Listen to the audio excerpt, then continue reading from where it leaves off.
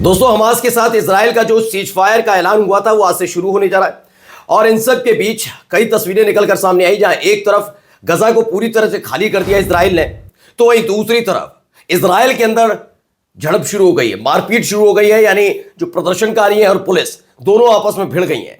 ये वजह क्या है वो भी आपको दिखाऊंगा और ऐसा क्या बेंजामिन नेतन्याहू और उनके मंत्रियों ने कह दिया जिसने नया बवाला शुरू कर दिया, वो भी खबर आपको दिखाने जा रहा हूं। नमस्कार, मैं हूं प्रज्वल गौतम और आप देख रहे हैं द लाइव टीवी।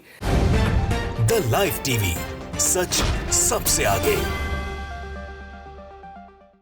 दरअसल शुरुआत में करूंगा एक महत्वपूर्ण खबर के साथ।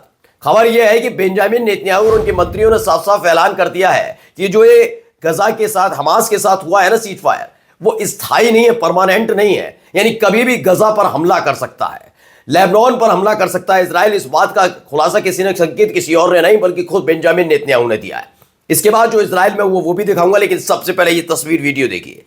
ये वीडियो आप नजर आ रही होगी, गाना गाया जा रहा है, इजरायली फोर्सेस वहां पर जो मौजूद है। ये गजा की तस्वीर है, द सेवियर नाम के ट्विटर हैंडल से ट्वीट की गई। इस वीडियो में आप सुन सकते हैं ये गाना गा रहे हैं और गाना गाने के बाद एक दूसरे के गले लगते हैं। गले लगने के बाद लिखा हुआ है कि इजरायली फोर्सेस ने पहले गाना गाया, गले लगे और उसके बाद गजा से चले गए। जब विड्रॉ कर रही थी गजा से, तो उस समय की जाति की तस्वीर है।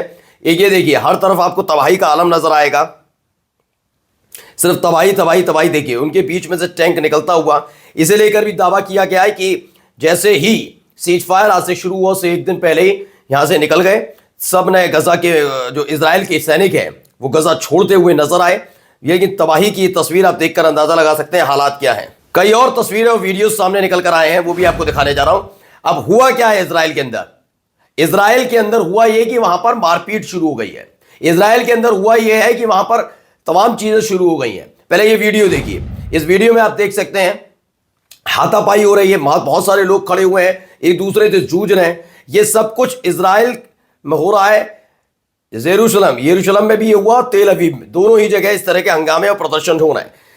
लोगों की भीड़ सड़क पर आप देख सकते हैं। स्प्रिंटर ऑब्जर्वर ने इसे ट्वीट किया और लिखा है कि इजरायली पुलिस और प्रोटेस्टर्स के बीच यरूशलेम में जबरदस्त तरीके से प्रदर्शन हुआ और उसके बाद हाथापाई की नौबत भी आई। यहां देखिए, एक पुलिस वाला एक प्रोटेस्टर को घूसा मार देता है। ये देखिए, उसके बाद प्रदर्शनकारी पूरी तरीके से टूट पड़ते हैं, आपस में गुत्थम गुत्थी हो रही है, तमाम चीजें वहां पर चल रही है। लिखा भी है, Israeli police just punched A protesters in the face in तेल अवीव। तेल अवीव में हाथापाई करने की कोशिश की, पूरा मारपीट हो रही है। ये तस्वीरें निकलकर सामने आई।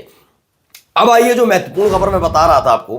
खबर ये थी कि हमने आपको पहले बताया था बेन ने जब ये कहा था कि मैं तो भैया इस्तीफा दे दूंगा, तो उनको भी खुश करने के लिए आगे आना पड़ा। किसको? बेंजामिन नेतन्याहू को। बेंजामिन नेतन्याहू को बताना पड़ा कि भाई हमने गजा से या फिलिस्तीन से, जो हमारे पुराने दुश्मन है, इनके हिसाब से दुश्मनी हुए ना, दूसरों की जमीन पर कब्जा करोगे और उसको दुश्मन बना लोगे, इनकी आदत है।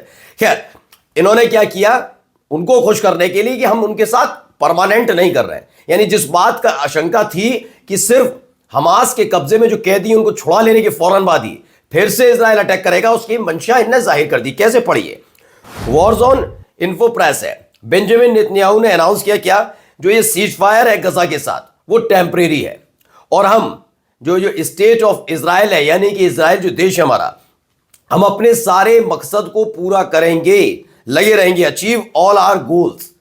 यानी इनकी जो मंशा है उस मंशा में इनकी कोई कमी नहीं आई है। यानी अभी भी बेंजामिन नेतन्याहू की नजर गजा पर है और ये आने वाले वक्त में आपको पता लगेगा कि आपके अपने चैनल द लाइव टीवी ने जो खबर दिखाई थी वो कितनी सही थी। क्योंकि थोड़े दिन पहले भी मैंने यही कहा था कि ये ठीक नहीं लग रही इनकी स्थिति, ये मानेंगे। बेंजामिन नेतन्याहू की साख का सवाल है।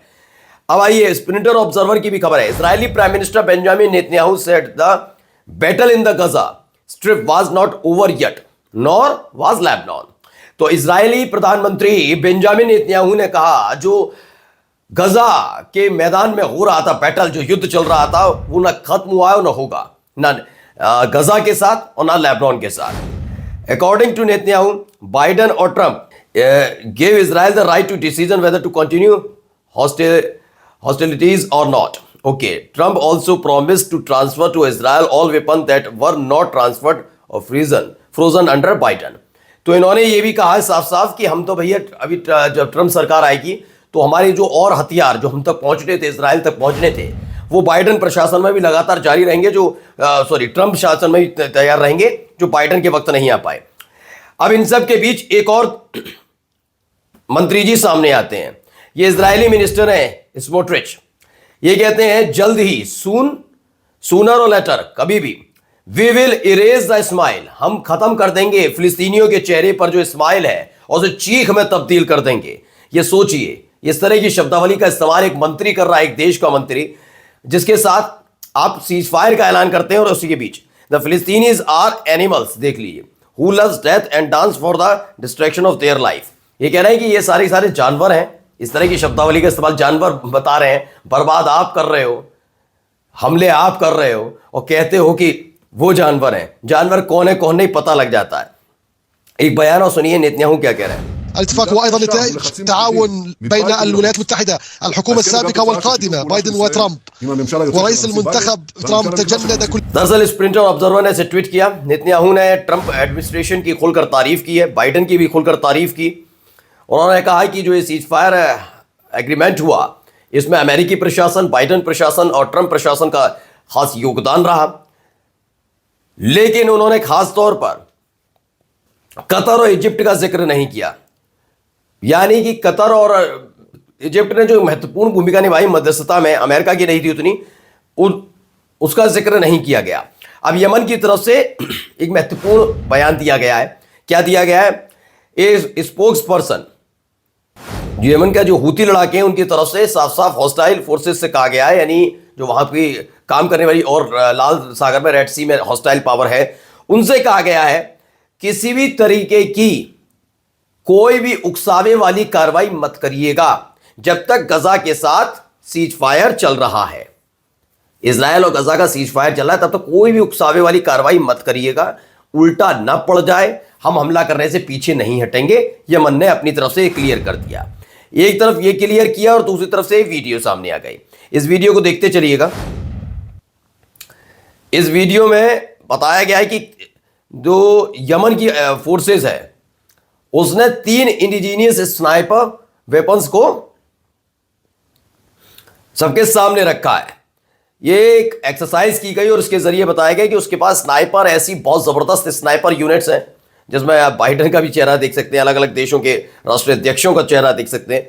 उन पर हमला करते हुए दिखाया गया है कि भाई हमारे पास ये विकसित कर ली गई है, अब तैयार रहिएगा। ये एक फोर्सेस का। अब आती है खबर एक सीरिया से। स्प्रिंटर ऑब्जर्वर के मुताबिक जो नई सरकार आई है HTS वाली, उसके मुताबिक सीरिया में साइकिलिंग करने पर वुमेन के, यानी महिलाओं के साइकिलिंग करने पर पूरी तरीके से पाबंदी लगा दी गई है। ये खबर है। ब्रिक्स न्यूज की भी खबर आई जिसमें पता लगा कि डोनाल्ड ट्रंप हो सकता है शपथ के फौरन बाद सबसे पहले कहीं जाएं तो वो चाइना जाएंगे। चाइना के प्रेसिडेंट से मिलने, शी जिनपिंग से मिलने के लिए सबसे पहले जाने वाले हैं।